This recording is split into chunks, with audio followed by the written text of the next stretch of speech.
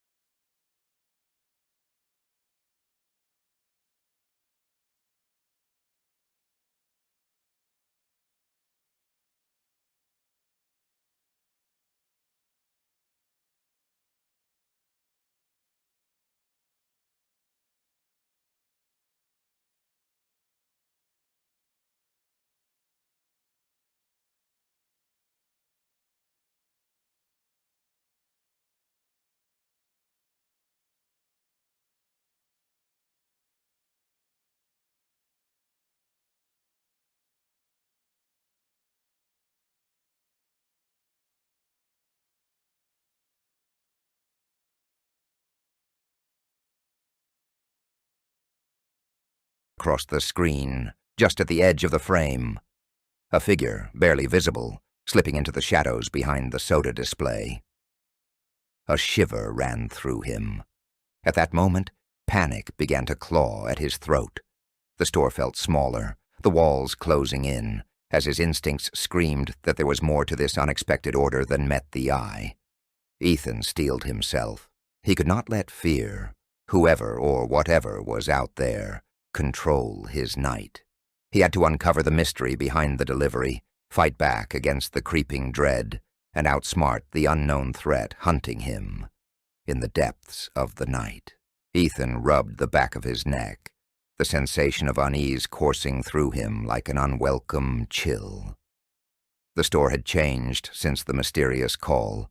Every creak of the floorboards felt amplified. Every flicker of light loomed ominously. As he resumed his duties, tidying the shelves and organizing the candy display, he couldn't shake the feeling that eyes were trained upon him. At first it was subtle, just a strange glance from a regular customer. But as the hours wore on, the odd behavior escalated. Mrs. Jenkins, an elderly woman who often came in for her late-night ice cream fix, stood frozen in the frozen food aisle, staring blankly at the peas, her fingers trembling.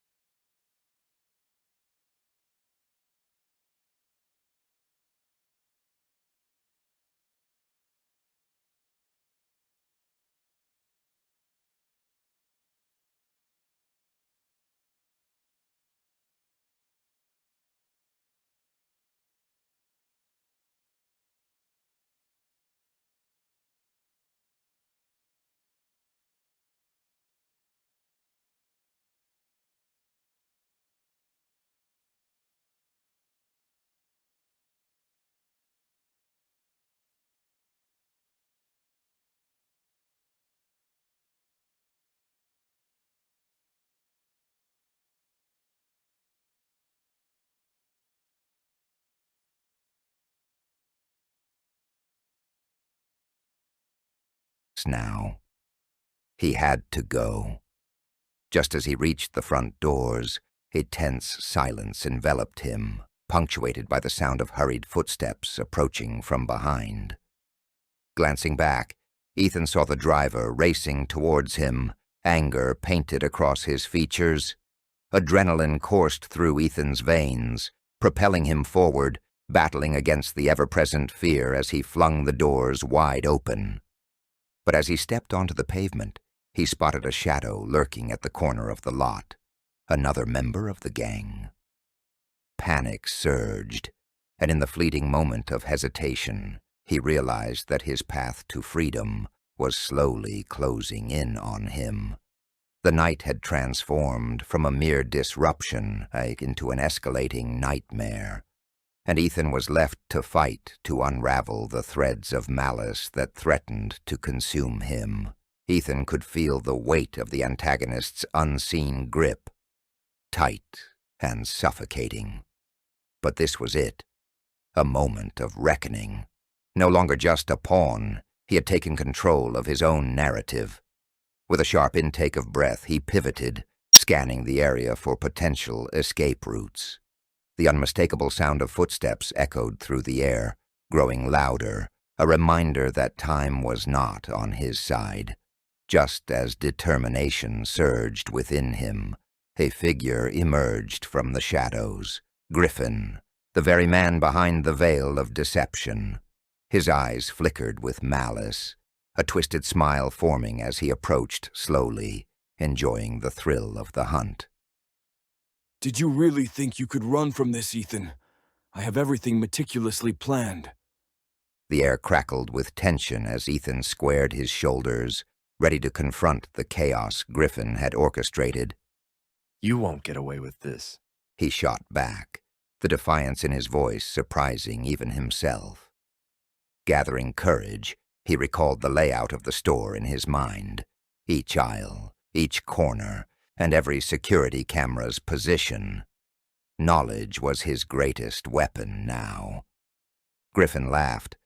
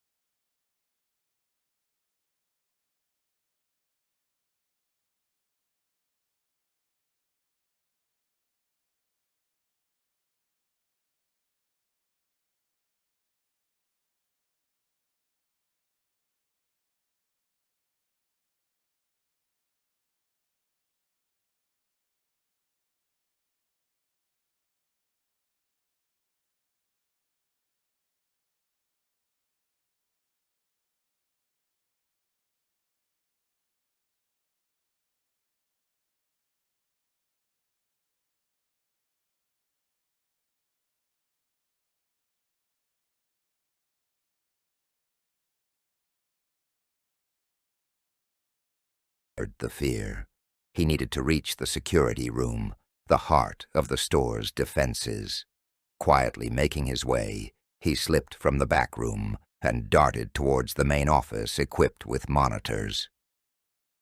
Time felt suspended, each second ticking louder than the last as he fought against the looming dread. With a push, he entered the dimly lit security room, his fingers dancing over the controls to seize the camera feeds. Through the multitude of screens, he spotted Griffin moving aimlessly in the store, confidence palpable in his swagger. Ethan smirked. If he could just outsmart him, maybe he could turn the tables. In a flash of inspiration, he rewound the footage, locating the point where Griffin had left the security door ajar. With a few deft keystrokes, he seamlessly looped the footage on the cameras, setting an elaborate trap. Ethan then dialed the authorities, his heart racing as he whispered urgent instructions to the operator, ensuring they would arrive before Griffin could escape.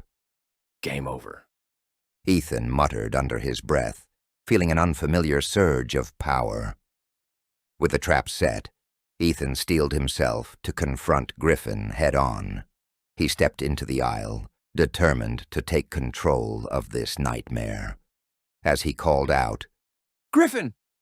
The man turned, surprise flashing across his face before it shifted to rage. You think you can trick me? You have no idea what I'm capable of. Griffin lunged at him, desperation fueling his actions. With adrenaline coursing through his veins, Ethan sidestepped, allowing Griffin to pass him, and launched himself forward to block any chance of escape. Moments later, the wail of sirens pierced the oppressive night, causing Griffin to falter. Realization dawned on his face as he backed away, panic creeping into his features. You wouldn't dare! He spat, cornered now, scrambling for an exit that no longer existed. Looks like you underestimated me, Griffin. Ethan replied, steadiness returning to his voice. As the police stormed in, the air thick with tension, Ethan felt a flood of relief wash over him. The officers quickly restrained Griffin, who shouted in disbelief, You'll regret this, Ethan. You think this is over? But Ethan stood firm, knowing that he had thwarted a dangerous game. As the adrenaline ebbed away, he was left to grapple with the haunting memories of the night, how betrayal had lurked behind known faces, and fear had threatened to consume him. Stepping outside, he breathed in the cool night air, grateful that he had found his strength amidst the darkness, reclaiming his life from the shadows.